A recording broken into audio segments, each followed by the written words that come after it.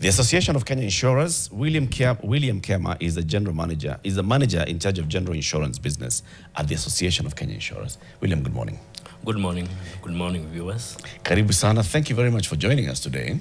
You'll shed a lot of light on matters of insurance. But as we begin this conversation, what we always do is we welcome our guest with some words. Call them a quote of the day. Words that were said a long time ago by somebody. And let's see whether they make any sense to you today. Jano quotes, we'll give you the day's quote. Yes, today's quote is by Ali Mazrui. I think we know him in Kenya as just an intellect and academic. And back in 1986, during a lecture, he said, "The wealth of Africa is not only beneath our feet, but it is also between our ears." What stands out for you there? What stands out for me is that the wealth is between, is actually in our heads. Yes. Yeah. It's more than beneath our feet. It's what we carry in our minds and what we're capable of. Yes. Which you can imagine in the 80s, he really had to push back on the fact that we only had there was just a one-dimensional view on what we can bring to the table. On what life is. Exactly. On I what think, life is. William, let's begin with just starting to understand where you come from. The Association of Kenya Insurers, what is it and what does it do? Yeah, the Association of Kenya Insurers is the umbrella body of the insurance companies.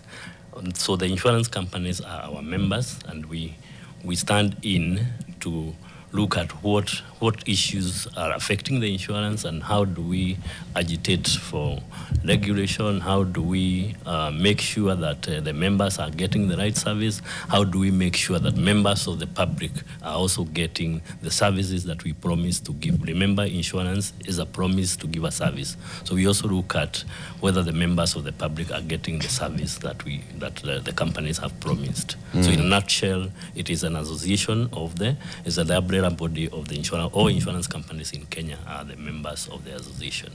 Are they all members by choice or? It is actually by choice. And the choice comes in depending on the kind of service that you are getting from any kind of an association. So all our members, it is not mandatory, it is by choice to be a member. Okay. The other thing is shed light to us on the different insurances that we have. For example, you are in charge of the general insurance business at the association. What is general insurance and what other insurances are there that are not general? Specific insurances. Yes, we have two types of insurance. The insurance field is normally divided into two. We have one that we call general insurance, which you can also refer to as short-term insurance. Short-term meaning is if for a short period up to a period of 1 year.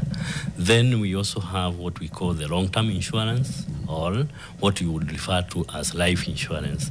And these are long-term contracts. They go for 10, 12, 15 years, also depending on the number of years that you want to take up insurance. So we have the life insurance side and we have the general insurance side. Okay. So car insurance, health insurance, domestic insurance, workspace insurance, all those are general insurance. Yeah, all those fall under general insurance. Then we have the life insurance. You have things like group life. You have things like pension. You have things like credit life. Those ones will fall under the life insurance or the long-term insurance. Okay. Yes. Now, what is microinsurance? Yeah, microinsurance is a product that cuts across between the general insurance and life insurance. So it is a product that is designed for the bottom of the pyramid. It is a product that the Wanjikus and anybody else could afford. It is a product that is lowly priced and has got payment terms which are fitting the kind of people at the bottom of the pyramid. So it's not a complicated, it's a simply designed product for that kind of group of people. Yes. Like? Give an us example. An example, we have things like, what we are having is micro health insurance. That is the highest uptake in terms of uptake. Then we have things like personal accident. We also have a personal accident and a micro. These are policies that you generally get. For example, example, you get into a bus that is going to Mombasa, and then that product is embedded in the fare that you are paying. So that when you pay your fare, you've also paid an amount of insurance that will cover you from here to Mombasa. Once you get into Mombasa, that insurance has expired. Yeah. So it is a kind of a product that is that you may not even know when you are buying. When you look at agriculture, you see when you are buying, for example, you are buying your seedlings, it's the cover is in there. As you purchase the seedlings, then you have a cover that will be covering your seedlings. If they don't germinate, then you come and we say, okay, this person seeds did not germinate. They did have insurance, so we're going to do a replacement or something of the sort. So it is a product that is designed for that low level, or that end market, that low end market. Yeah. Let me start with micro health insurance. When I think micro, I think small, but does that mean I am only getting covered for a short period of time or for a low cover or both? Not quite. I could describe, like, for example, micro health, how it operates. For example, I will give you a cover and I'll tell you, for example, you have taken a cover for like 50,000 for outpatient. Now, this cover, if you went to the high-end hospitals, then that means that cover will be depleted within a very short while. So I will come and educate you in terms of go to XYZ facilities. Their consultation fee is like 500 shillings. You go to high end, the consultation is 4,000 shillings, 5,000 shillings. So for a 50,000 cover, you will need to go to the hospital like 2 times, and then the cover is exhausted. So I will educate you in terms of what facilities would you go to, get the service that you require, and the cover will take you for a period of like 1 year without exhausting. So those are the kind of arrangements that we are able to make with the members of the public. Microinsurance has been around for a while. Is it 15, 20 years or so? But has it always been, when did it start being regulated? The microinsurance regulations were developed in the year 2020. That is when the regulations were rolled out. However, it still used to exist. There was people who still had some micro products, but the regulations guiding how the products should be had not been made. So after the regulations came in, there were various provisions in terms of those regulations that were trying to grow the microinsurance sector. For example, how long do you take to pay a claim? You're supposed to make sure that within 10 days you have already made payment of your claim. We have other policies. For example, the last expense or the funeral cover, if I may, then those ones are normally paid within 48 hours. So in terms of documentation, you are not required to make that hefty documentation when you are lodging a claim. You just need to give in the simple documents. For example, if it is agriculture, we are just able to check out, has there been rainfall? Has the rainfall been below the expected? And if it's below the expected, then that triggers a payout. When we go to funeral, we look at, has that person, do we have a burial permit? Yes, we do. We are not waiting for you to be given a death certificate. And do they have a burial permit? Yes, they do. Then that triggers the payment. So the claims process is made simple and straightforward. And to go back to perhaps how simple that claims process is, because that's usually, one of the hindrances to insurance and payouts. But just before that, yesterday's Business Daily headline said, you know what, microinsurance on the rise, covers of up to 40 bob a day. Does that mean there's the option of paying for these covers on a daily basis? We're very much in a lipa pole pole type of economy. So yeah, could I pay 40 bob a day for my 50k outpatient cover? Exactly, yeah. Microinsurance is actually targeted for the kadogo economy. Previously we used to buy sugar in kilograms or have a kilogram at most. But these days you go and buy a sachet of sugar for making a cup of tea in the morning, and that is it. So that is how the microinsurance cover is designed, that you can be paying your cover on a daily basis. You could say you'll be paying on a weekly basis, whatever you choose. You can pay on a monthly basis. It is the choice of the customer that we follow.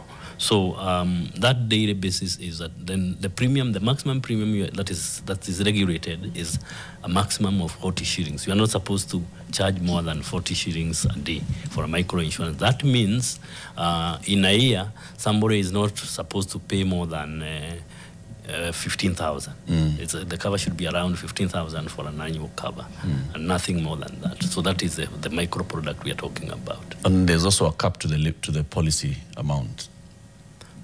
What's 500,000 shillings? Can I take, like, a micro insurance that goes to 1 million? No. The maximum sum insured as for now is 500,000 shillings. Yeah, but what we have made several proposals in terms of amendment of the law, so that it is not linked. It is not just linked to a certain figure. For example, with the 40 bob we are talking about, when the micro insurance regulations were passed, that is in 2020, the 40 shillings of 2020 is not the 40 shillings of today. So we are saying, can we have that then linked to maybe a market or a certain index, so that then we are able to, or can it be even fixed to the minimum wage, or for example, so that then when the minimum wage goes up, then the micro insurance cover also goes up in terms of also the sums insured. Can we also link it to a certain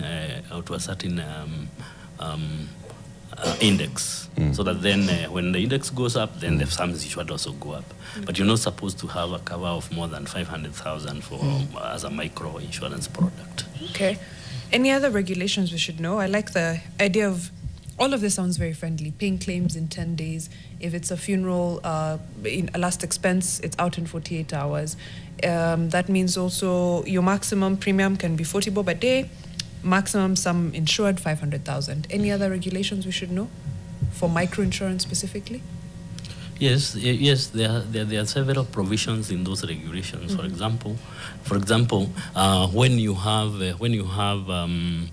cover has expired, unlike the motor vehicles insurance that we have, when your cover has expired and you have not renewed, you still have a grace period of 45 days. So you will not say that that Janet had not paid her premium and therefore this cover is lapsed. No. We are still on cover even when she has not paid her premium up to 45 days. Yeah. So those are those are some of the provisions that we have in the micro insurance regulations. What was the insurance industry addressing by coming up with these regulations? What was the gap? The gap that had been identified, it is the myth that we have, people have always said that the insurance is for the rich, or is for the people who have who have a lot of money. So we were trying to tell people that even you have as little as 20 shillings. Remember, 40 bob is the maximum. So even if you have as little as 20 shillings, you can still take a form of insurance. And so it is, and that is why the product is actually designed for that kind of even the flexibility in terms of payment, so that then we are addressing Wanjiku. Can Wanjiku be able to go into an insurance company and get the cover? So that is the key thing that was being addressed. So we're talking to the uncovered, people who have not taken insurance, people who are not insured, right?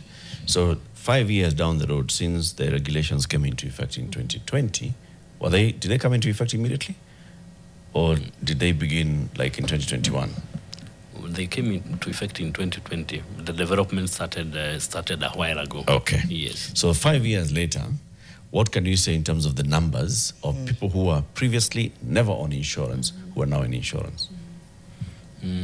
Unfortunately, we have not seen that level of growth in terms of micro insurance. Apart from like this year, as you have mentioned, you saw the figures are now being published separately. Yes. So we're hoping to see a tremendous growth. We used to have only like 2 micro insurance companies that were in the market. Now we have 6 companies.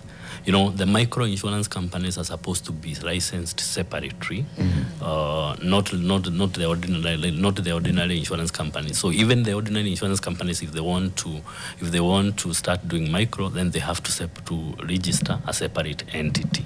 So we have seen now an increase from the 2 that we used to have. Now we have 6 microinsurance companies.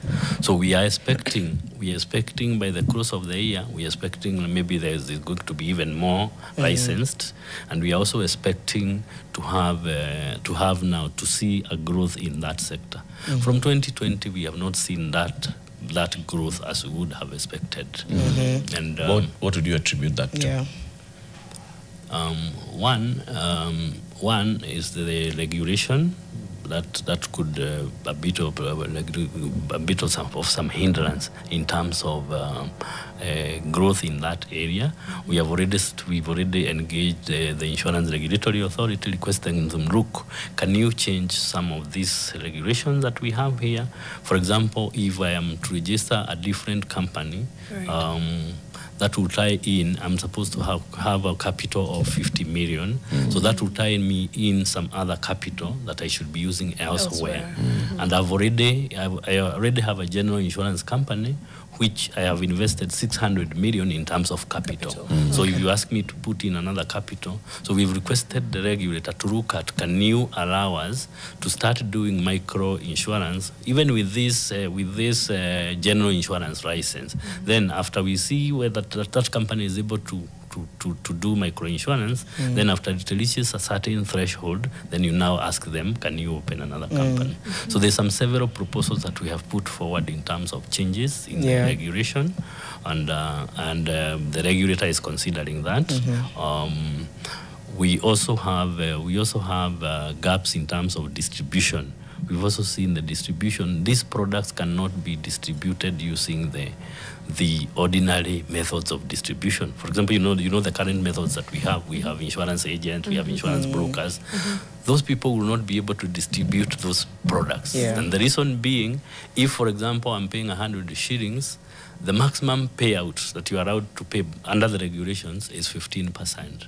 So if I'm paying 100,000, if I'm paying 100 shillings for the week, insurance for the week, then you can only get 15 shillings. That will not motivate that agent or that other person to go into. So what's required? Some kind of innovation around we need a lot of innovation. We need a lot of use of technology so that then you are able to distribute that product using technology. We have seen now companies going that direction in terms of adopting technology in distribution. Because otherwise now, even if somebody paid 500 shillings, and then you are told you are getting 15%, it doesn't make sense. Okay. So the commission is charged on the premium, even if the premium is daily. That's what, because it could be, it's 100 shillings daily, but then it's 500 or 700 weekly, and then it compounds. But you're not getting all that money at once. So it would only be 15 shillings at once, 15 shillings at once, 15 shillings at once. You know, commission is paid as you earn it, as you earn it. Because if I paid you earlier, and then the customer does not pay, the commission is paid as you earn it. So you will earn the commission. The commission is normally paid by the insurance company, because I've seen some people with that belief that I need to pay the premium and then pay commission. No, the commission is normally paid by the insurance company. So after you make a sale, after you have sold and the premium has been paid, then the insurance company goes and calculates what commission is allowed by law under this class of insurance, and then you're able to get your payment in terms of that commission. So you will not be paid on a daily basis. Sometimes they wait for end of the month and then compute the commission that has been paid and then pay you the commission. Okay. I see. Looks like we're going to go into a break. I still want to come back and hear. I want to know what people say. You've spoken to some of the barriers and speaking to regulators, but I'm curious as to what deeper barriers are there. Is it a trust issue? You hear insurance, you're like, no, I'm okay. Right? So is it a communication? Is it a communication and awareness issue? There you go. I didn't know much about microinsurance until William has come. Here. So I want to come and speak to whether that's also a barrier and a factor and how you're speaking to it, as well as inclusivity. But we do have in studio William Kiama, who is with the Association of Kenya Insurance, talking matters microinsurance. It's very interesting. We're learning a lot about it. You can also send your questions online. We'll see if we can get to them. But it's coming up to 7:30. We'll be back after this break. Nice. Humble Generation says 844 business studies. Similarity between insurance and gambling. Number 1, risk. Two, both the house always wins. How can we be sure microinsurance in Kenya won't exploit people the way other Kadogo economy products do? I think that's what he meant. Yeah, how do we make sure there's no exploitation so people are not again trapped in a certain cycle that they did not anticipate? It's that perception of insurance. You spoke to it during the break. Nakupatia pesa. Yes. Alafu. Ikifika time ya when you're taking my money, there's no wahala. There's no questions. Everything is nice. The customer service is perfect. When I'm lodging a claim, I'm the enemy. I am the enemy suddenly. Again, a perception. It's a perception. Because also it's what you've heard anecdotally from people complaining about it's also insurance. Experience. And also what many people, I'm sure a majority of people would have positive experiences with insurance. And few would have negative experience. But then, of course, the few negative ones would be amplified. Maybe William can react. Medical. No. Insurance. William. React to these misconceptions and perceptions that people have around insurance. I think people have got that misconception. And it's basically, I think it is the lack of information. We have not told them exactly. They have not been told what they should do in the event of an accident. The micro product we are talking about is a very, very simplified product in terms of even the setting, the kind of documents that you need to complete when you are being onboarded, and the kind of documents that you're supposed to provide when you are lodging a claim. So what we've tried to do from the association, we do have actually what we call a microinsurance committee at the association. That committee has started working on an education program, on a public education program, together with the Insurance Regulatory Authority. The Insurance Regulatory Authority has also a committee that is trying to look at how do we educate members of the public in terms of the microinsurance products and how they should be, what to do in the event of a claim. So in that committee of the Insurance Regulatory Authority, we have 2 representatives in that committee from the association now, from the committee at the association. So what we intend to do is to roll out a public education campaign that will be telling the people now out there, because we did a study in 2022, a study, microinsurance study, and we found one of the gaps that we have is lack of knowledge in terms of the micro. Now, before the establishment of that committee, so we were wondering who is going to tell the public about this micro, and yet we do not have players in this sector. Now that we have players, as I've mentioned, we now have 6 players. What we have done is to bring them together and form a committee. So what they're now coming up is a strategy of trying to tell people, look, we are here to do this and do this in terms of the microinsurance sector.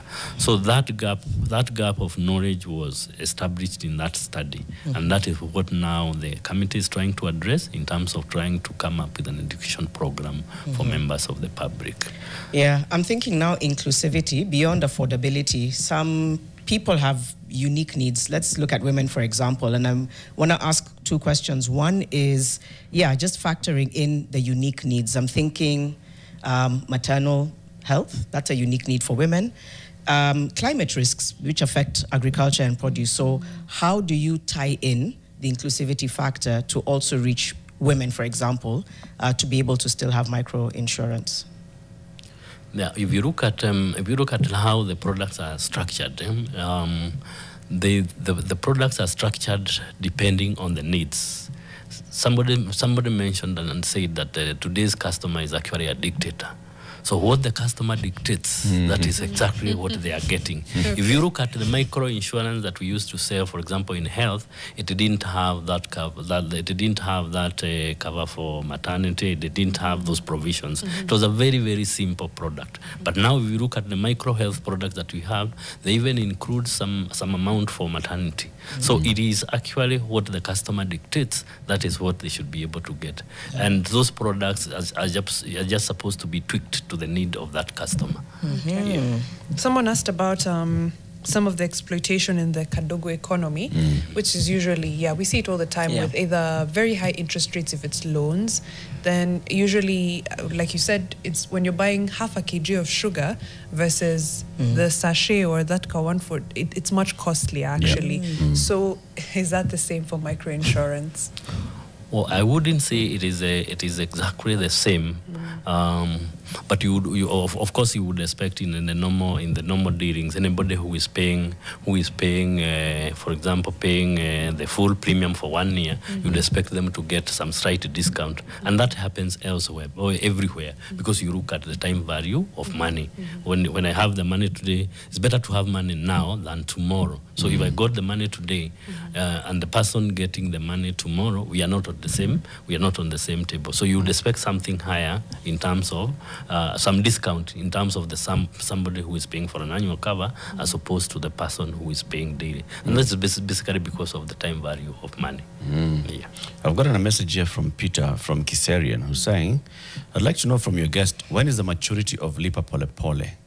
After how long can one get insurance benefits? Now, the Lipa Pole Pole depends on the product that you have. There are those products that you start paying and immediately you are on the benefit. Even if you have not completed paying the premium, you're still entitled to the benefit. Now, what will happen is if the incident happens and you had not completed the premium, that's when you will now be requested, can you now complete paying the premium, but your claim will still be addressed. Because our arrangement was, you'll be paying Pole Pole at these intervals, and that has gone even in the motor insurance sector. You see, you look at the PSV sector. We are now even getting a weekly insurance cover. Say I want to cover for 7 days for my matatu here, so that I'm able to run around and make some money. Then next week I'll come for another cover. So those micro products have now gone even to the motor sector. So it doesn't mean that your claim will not be addressed because you paid for 1 month or you paid for 1 week. If the accident happens within that period, your claim is addressed, and then you continue paying the weekly cover as usual. Okay. But not all of them take effect immediately you pay your first premium. Yeah? There's some that take a while. Now, depends on, for example, covers like medical insurance. Then that's now not the Kadogo economy. The ordinary medical insurance, those ones you have, for example, you have something we call a waiting period. A waiting period means is a term in insurance that means you will not get the services maybe for the first 7 days, for the first 30 days, depending on the arrangement that you have with your insurer. So there are those covers that will not take off immediately, but there are those that will that will give you benefits immediately. You pay your first installment. I like the fact that we have micro, and that seeks to address people who have irregular incomes, or are just looking at insurance and saying, this lump sum payment would be expensive for me and so on and so forth. It was brilliant. But did we have to have regulations for this? It's insurance. What doesn't need regulation, Eric? There's already an insurance law with insurance regulations. Now, in 2020, the sector and the IRA came up with the micro-insurance regulations. Did we need to have micro-insurance regulations on top of the insurance regulations? Quick one. For insurance, do those regulations state things like pay out your claim in 10 days or less? Let's hear. Yes, we do have those kind of regulations. For example, if you look at the ordinary insurance, the claim you're supposed to make a claim payment within 60 days. But when you will come now to micro, we are saying you should not take more than 10 days because this is a person, down-to-earth person, and we needed to lift them immediately. They fall, then you come and lift them quickly so that they don't have to remain there. They have no other resources apart from that cover that you have given them.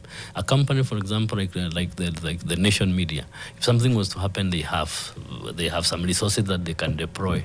But that person we are talking down there has no other resources to deploy. So he was doing a business. He had a very small business that they were selling phones, for example. Those phones have been stolen. We need to put them back into business because otherwise, as soon as possible, because their unga is. So we know they had 10 phones, and so that's basically a simple stock take. If we come to nation media, we will we'll get somebody to come and there are people that would call, for example, in the event of a fire, would call an adjuster. Can you go and have a look at that claim? Can you go and have a look at their books? What kind of money have they lost? All those kind of things will have to be done, and there's time. Okay, we'll take some time to do that. That expert now will take a bit of time to do that. But that person down there, we just need to know the stock take. This was the stock we are talking about, and then you need to get them back to business. So the regulations here say that for micro, it's a shorter repayment period, or claim, so what? Claim processing period than the other one. The question would be, so why do you take long for the others? You've explained, yes, that, you know, you need, it's within 60 days. It doesn't mean that it's on the 60th day. No, it doesn't. It's within 60 days, and depending on the size of claim, depending on the policy being taken, right? It should take shorter than that. If it was an individual who has taken, I've not taken microinsurance, I'm Eric, I've taken just a kawaida general insurance, say for my motor vehicle, for my house, why do I need the microinsurance regulations to treat me differently from the general insurance regulations? Right. If you look at, for example, even the kind of the policy documents that we have, the regulations stipulates what kind of policy or what kind of a policy you should issue. It should not be more than 1 page for the microinsurance. And this is basically because we're trying to make it as simple as possible. Go straight to the point and say, this is the cover I'm providing for this person here. Likewise, if you look at the other policies, maybe you'll have several pages that you need to read. So the wisdom of these regulations was to make this thing straight and as simple as possible. The regulations also provide that you can actually give this policy in other languages, in Kiswahili, in mother tongue. You can issue a microinsurance policy in those languages, and that's also in the regulations. And this was just trying to make it as simple as possible. Simplify this process as much as possible. Yeah, as much as possible. Painless as possible. Yes. And this was developed by the insurance industry. Yes, right? By the insurance industry. So they knew where that you are painful, but they decided where the pain points are. Let's be painless. Has it learned, has the industry learned in the last 5 years that actually, because we can actually come up with 1-page document without long fine print that confuses somebody, that we can reduce even what we have in general insurance into simplified languages. Exactly. Has the insurance industry now decided to reduce the pages from 5 to 1? Exactly. For all? Exactly. The insurance companies have actually learned that is the route to go. And what has happened is we, as the association, have teamed up with the IRA. So we have come up with what we are calling the standard policies. And we are currently going to do another review of those policies. And why did we decide that we needed to do a review? It's because we are seeing those policies are complicated, people are not understanding them, so we came up with some simplified policies, and this is an exercise that will continue on as we go along, so that we make the policies as simple as possible. However, you know, for these other conventional insurance, you may not be able to cover, to give out a policy in what is covered and what is excluded in 1 page. The microinsurance was expected to have very, very few exclusions in terms of the kind of product that you are selling. So we will go on improving these policies, and sooner or later you're going to see a 2-page, maybe a 2-page document, and this will be your policy. At least 2 pages. In like simple English. Yes, very simple English. Accessible English.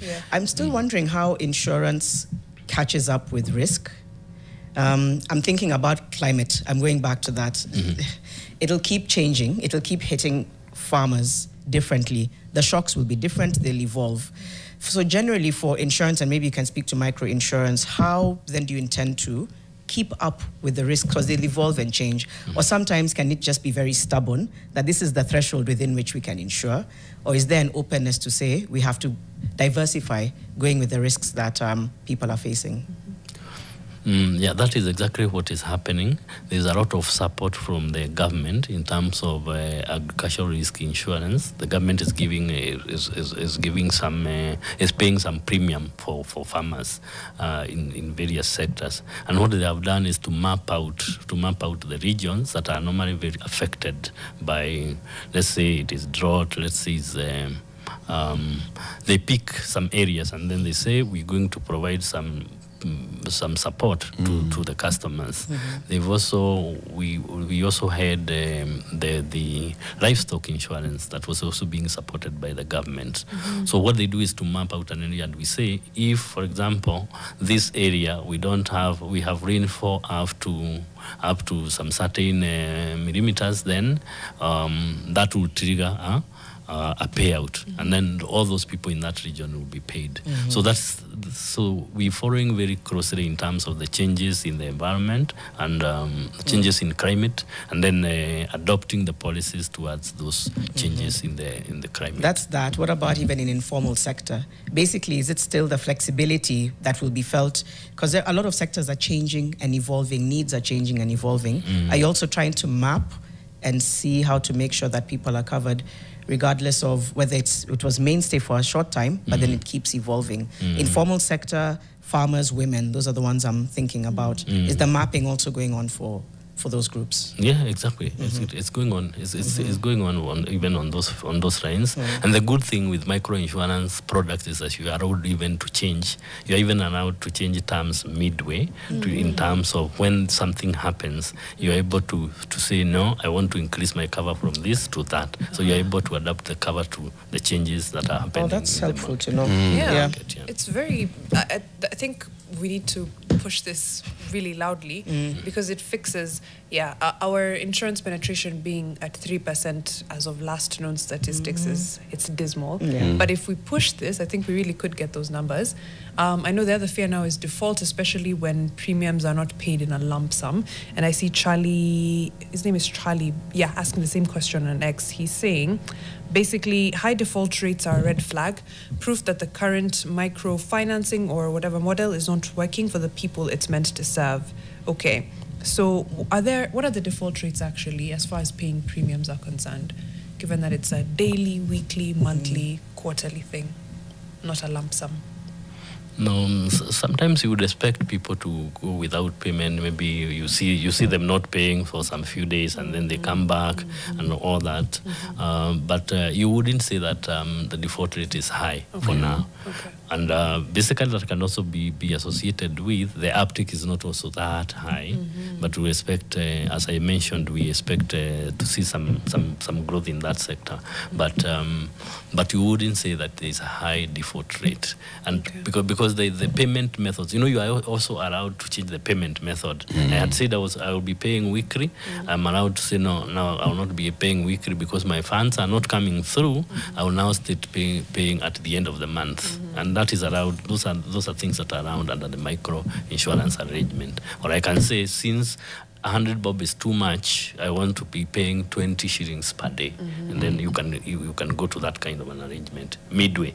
So you're allowed to adjust. You're allowed to adjust, to make adjustments in your policy terms of payment. A lot of flexibility there. And I'm happy to hear. From a tech perspective, I'm assuming a lot of these are made on mobile money. A lot of the payments are made on mobile money, right? What are the other ways you're using tech to make this process even more seamless, easier, more customer friendly? Well, there are various methods that people have adopted. In the conventional policies, sometimes you are told this is the premium, so you make payment to a till of a company. Then I will need to associate that payment with the policy holder, or I'm going to pay the agent. Then the agent squanders the money, he doesn't deliver. So there are some of the agents are not. And that is why we normally advise people when you're making payment, because everybody now has a till, every insurer has a till, make payment directly to the till of the insurance company. So there are various methods that people are using. For example, do we have a certain supplier of a certain product? For example, supply of fertilizer. We are correcting our premium when we are selling that fertilizer. That is when we are correcting our premium. So that person selling the fertilizer is the person correcting the premium. So you just make sure that once you sell to X, Y, and Z, these are document they are given to show that they are insured, and then that premium now will be remitted to the insurance company. So there is a shopkeeper somewhere who is distributing chemicals for agrovet. So that is the person who is now correcting the premium. So there are various methods that people are using now to correct those premiums. However, we still have a long way to go, and I'm hoping with now the registration of the new companies, we are going to see new methods of correcting these premiums and also distributing these products. I'd like to see more entrance into this, because I can look at the list of the 6 that are currently licensed to operate. APA Microinsurance, Birdview Microinsurance, Britam Microinsurance, CIC Microinsurance, Star Discover, and Turaco Microinsurance. And there's somebody who had asked for the list of those that are insured. I see some of the old hands in the other insurance business, Kina APA and Kina Britam and CIC are there. I'd like to see now more new tech-based companies coming in. Or is there room for partnership or collaboration, I don't know, merger between a tech-based inventor and an insurance regulator? Because tech guys may not really understand underwriting and all, but then there's somebody who understands underwriting and them coming together. And collaborating and working together. That was one of the main recommendations from the study that we did, that we need a lot of collaboration, especially the tech guys, and so that because this distribution of this product requires technology mainly. As I mentioned, it cannot run with the ordinary distribution channels. Now the challenge comes in when we now are saying that the payment that we can make as per the regulation is 15%. So what we have done is we have put that as part of the appeal to the regulator, and we have asked them, can we have a payment of the 15%? Can we also allocate some payment to partners? Because partners will come in with technology. And once technology comes in, we are able to distribute, maybe we are able to expand that area. So we're saying, can we also be allowed to pay partners something, so that then, rather than looking at the 15% strictly and saying the 15% you cannot exceed, so that then the partners are able to help us move this business through and out. So we are hoping that is going to be amended, and if we have that amendment, you're going to see more people in the technology sector coming in to assist us in the distribution. There's a question here. Of the money. Sorry.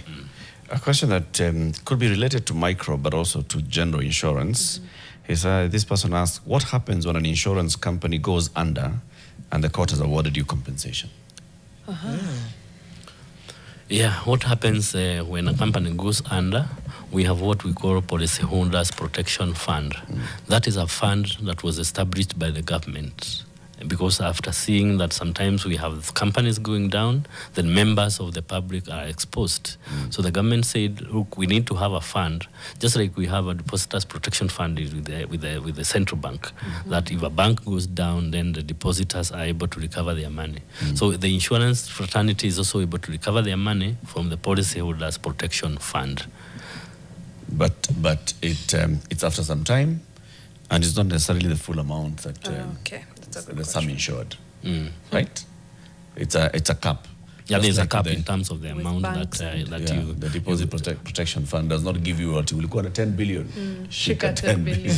What's the cap? Yeah, there's always a cap in terms of... actually, the policyholders protection is actually mirrors what we have at the central bank. So there's also a cap in terms of what somebody should get. The maximum, currently the maximum is 250,000. What we have done is we have made a proposal to have that limit increased from the 250 to about 500,000.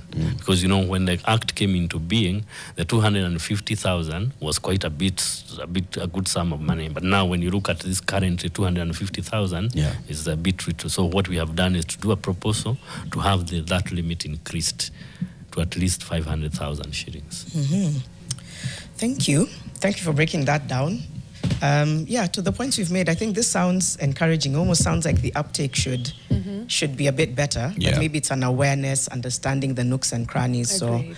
But thank you for breaking it down. We've been hosting William Kiama, Manager, General Insurance Business at the Association of Kenya Insurance, talking matters microinsurance. In the next hour, we'll be hosting Maureen McKenna. She'll be talking about tough lessons for JS teachers. It's coming up to 8 a.m., Fixing the Nation, one conversation at a time.